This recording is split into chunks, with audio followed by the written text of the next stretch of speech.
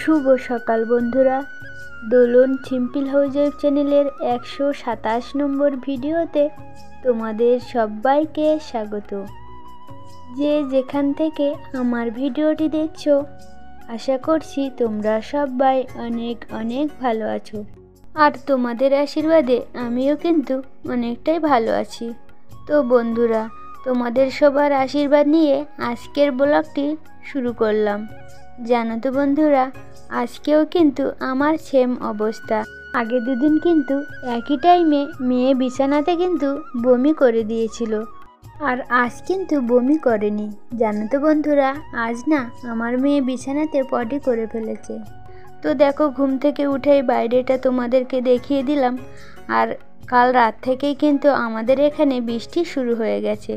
আর আমি না ঘুম থেকে উঠেই বাইরে একটু কাজ করছিলাম, তার মধ্যেই মেয়ে ঘুমিয়েছিল আর ছেলেও উঠে গেছিল। তো জানো তো বন্ধুরা, ছেলে না আমাকে সকালবেলায় বলছিল মা বোনকে তুলে দেব। তো আমি আর বললাম যে ও ঘুমোচ্ছে, ওকে তুলতে হবে না। আর কিছুক্ষণের মধ্যেই মেয়ে আমাকে ডাকতে শুরু করে দিল, মা আমার বিছানায় পটি হয়ে গেছে। আর এসেই দেখছি দেখো বাইরে বৃষ্টি হচ্ছে, এদিকে ব্ল্যাঙ্কেট আর বেড চাদর দুটোই কিন্তু নষ্ট করে ফেলেছে। তাই ওগুলো বাইরে নিয়ে গিয়ে ধুয়ে মেলে দিয়ে এসেছি।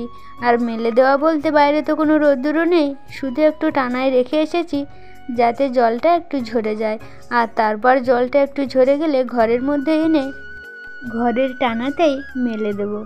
আর বিছানার ওপর যে চাদরগুলো ছিল, কাঁথা বালিশ সবই কিন্তু আমি নিচে নামিয়ে ফেলেছি। আর এখানটাতে তো মুছেছি ডেটল ফিনাইল দিয়ে, তার জন্য এখানটাই না একটু ভিজেছিল। তাই তোশকটাকে একটু আয়রন দিয়ে ভালো করে গরম করে নিয়েছি। আর বাইরে না ধুতে গিয়ে আমার জামাটাও একটু ভিজে গেছিলো, তো জামাটাও একটু আয়রন দিয়ে গরম করে নিয়েছি। আর এবার না অন্য আর একটা বেড চাদর বিছানাতে ভালো করে পেতে রাখছি। আর জানো তো বন্ধুরা, অন্য সময় বৃষ্টি হলে কিন্তু ভালো লাগে, যেটা বর্ষার সময় হয়ে থাকে বা গরমকালে। আর এখন এই শীতকালে বৃষ্টি হলে কিন্তু একদমই ভালো লাগে না। তো যাই হোক বন্ধুরা, আকাশের মতো বৃষ্টি দিয়ে চলেছে, আর আমার এদিকে কাজ বেড়েই চলেছে। আর জানো তো বন্ধুরা, তোমার দাদাভাই এদিকে বাড়িতেও নেই। আর আমি না যখন তোমাদের দাদাভাই বাড়িতে থাকে না, তখন কিন্তু আমি সব সময় ঠাকুরকে ডাকি যেন কোনো সমস্যার মধ্যে আমাকে না পড়তে হয়। তবু দেখো, যার ভয় পাই সেটাই আরও বেশি করে হচ্ছে। মেয়েকে তো কালকে ডাক্তার দেখিয়েছি, আর রাতে ওষুধও কিন্তু খাইয়েছিলাম। তবু জানি কি হলো, অন্য সময় কিন্তু কিছু হলেই মেয়ে আগের থেকে বলে দেয়। তো যাই হোক, সংসারের কাজবাজ সেরে রাতে যে ভাতগুলো ছিল ওটাই খেয়ে নিয়ে রেশন ধরতে চলে এসেছি। আর রাস্তাতেও কিন্তু প্রচণ্ড কাদা, তো ছেলেকে না নিয়ে এসেছিলাম সঙ্গে করে, ছোট্ট সাইকেলটাও নিয়ে। আর কিছুক্ষণের মধ্যে চাল তুলেই কিন্তু বাড়িতেও চলে এসেছি। তো দেখো, আনতে পারবো না বলে ছোট একটা ব্যাগে করে ছেলেকে বেঁধে দিয়েছিলাম, আর এই চালগুলো না আমি হাতে করে নিয়ে এসেছি।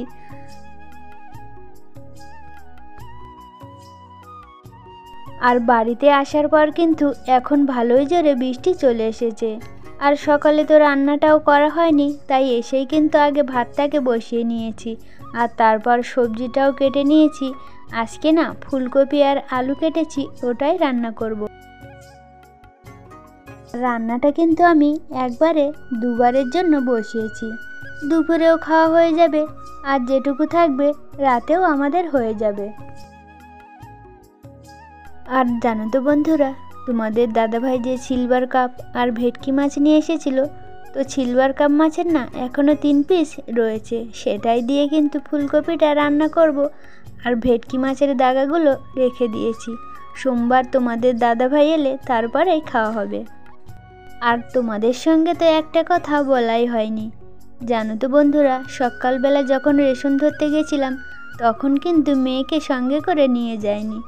যাব বলেছিলাম, কিন্তু কি বলো তো, বাইরে বৃষ্টি হচ্ছে, আর মেয়েকে নিয়ে গেলে তো কোলে করেই নিয়ে যেতে হতো। আর তাছাড়া আমাকে তো চাল বয়ে আনতে হবে, তাই আর মেয়েকে নিয়ে যাওয়া হয়নি। মেয়েকে কিন্তু পাশের বাড়িতে রেখে চলে গেছিলাম। আর ঘরে এনেছি একটু আগে, ওকে এনেই কিন্তু রান্নাটা বসিয়েছিলাম।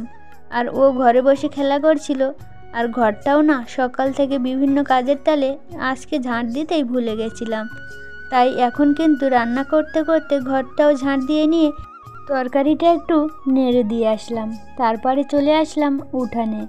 আর বৃষ্টিতে কিন্তু উঠানে ভালোই জল জমে গেছে, তাই ঝাঁটা দিয়ে দুয়ারের সামনের জলটাকে একটু সরিয়ে দিচ্ছিলাম। আর আজ তো শনিবার, ছেলেকে নিয়ে আবার বেরোতে হবে ক্যারাটে স্কুলে, তো তার জন্যই কিন্তু তাড়াহুড়ো করে কাজটা করতে হচ্ছে। একবার রান্না করছি, একবার বাইরের কাজ সারছি, এভাবেই কিন্তু কাজগুলো করে নিচ্ছিলাম। আর জানো তো বন্ধুরা, রেশন ধরে আসার সময় বাজার থেকে কিন্তু লঙ্কার চারা, লাউয়ের চারা আর টমেটোর চারা, এই 3 রকমের চারা কিনে এনেছিলাম। তো ভাবছিলাম এখন বসাবো নাকি অন্য সময়। তো দেখো আবারও কিন্তু উঠোনটাকে ঝাঁট দিয়ে রান্নাঘরে চলে এসেছি। আর তরকারিতে জলটা দিয়ে গেছিলাম, ওটাও কিন্তু ফুটে গেছিলো। তাই এবার যে 3 পিস মাছটা ছিল সেটা আর একটু মশলা বেটেছিলাম, সেটাই দিয়ে একটু নেড়ে দিচ্ছিলাম। আর জানো তো বন্ধুরা, এরপরেই কিন্তু ঢাকা দিয়ে ভাবছি একটু চারাগুলো বসিয়ে নেব।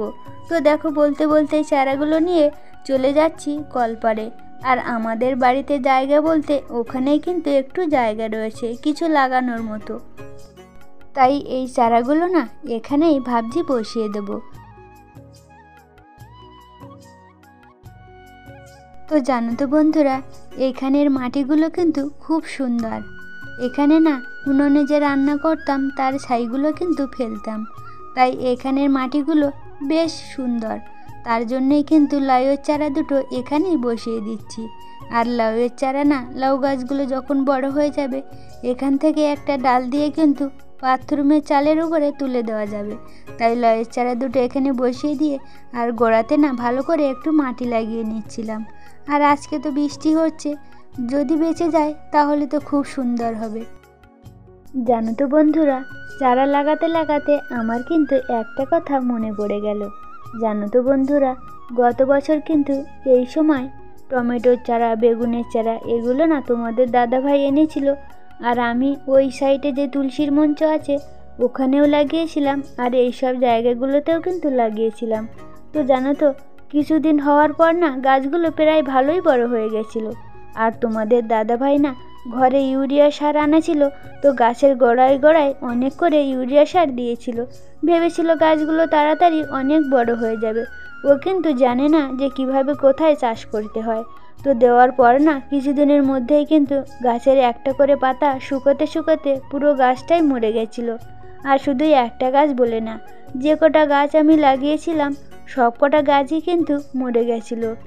তো তারপর থেকে না তোমাদের দাদাভাইকে কোনো কিছুই আমি লাগালে সার দিতেই দিই না, যা করার আমি কিন্তু নিজেই একা করে নিই। তো যাই হোক, তোমাদের সাথে কথা বলতে বলতে আমার কিন্তু গাছ লাগিয়ে ছান করাও কমপ্লিট হয়ে গেছে। আর এখন কিন্তু আমরা সবাই মিলে খেতে বসে গেছি। আর দেখেছো বন্ধুরা, আমার মেয়েকেও কিন্তু আজও একা একা খাওয়ার জন্য ভাত বেড়ে দিয়েছি। ও যেটুকু খেতে পারে খেতে থাকবে, আর আমার খাওয়া হয়ে গেলে তারপরেই কিন্তু ওকে খাইয়ে দেব। আর দিনের বেলায় কিন্তু আমার মেয়ে পুরোপুরি সুস্থ, জানি না ভোরের দিকে কী যে হয়। তো যাই হোক বন্ধুরা, আজকের ভিডিওটি এখানেই শেষ করছি। তোমাদের সাথে দেখা হবে পরের নতুন একটা ভিডিওতে। তোমরা সবাই ভালো থেকো, সুস্থ থেকো। আর আমার আজকের ভিডিওটি শেষ পর্যন্ত দেখার জন্য তোমাদের সবাইকে অসংখ্য ধন্যবাদ।